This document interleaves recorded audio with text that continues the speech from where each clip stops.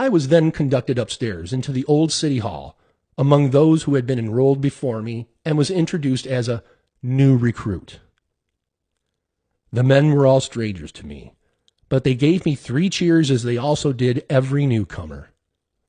All seemed to realize the fact that we were to pass through our baptism of fire together and needed this warm assurance of fraternity. We improved these days in getting as much acquainted as possible with our fellows. The majority were good, reliable young men, without anything special to bring into notice. And all were full of patriotism and zeal.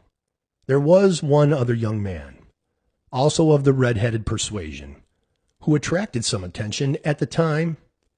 His name was Love Dotty, a resident of Adrian, with a baker by trade.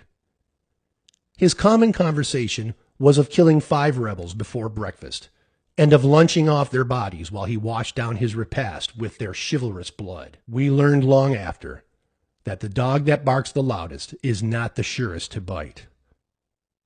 Just after daybreak, we saw a force of rebels back of Bailey's house, and we jumped to the conclusion that they were advancing to attack us. We opened fire upon them, and they returned the fire with spirit. Not knowing what else to do, we hastily retreated. The line of retreat of the post behind the rails lay back over the hill in plain sight of the rebels.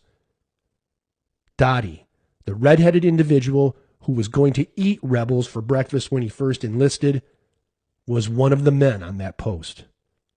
The rebels gave them a parting shot as they went over the hill. From my security in the woods, I heard an unearthly howl from the opening and quickly looked in that direction. I saw Dotty, at least 4 feet from the ground, with legs and arms extended, his musket several feet in the air. The picture, accompanied by the despairing yell, was enough to provoke a smile from a dying man. Upon reaching a place of safety, it was found that the part of Doty's anatomy upon which he would naturally sit had a blister 1/2 inch wide and 3 inches long, as if a small firebrand had drawn across it. Other injuries he had none. These were the last rebels Doty ever saw, unless he saw them in Canada, for he deserted and fled to that country before he had another chance.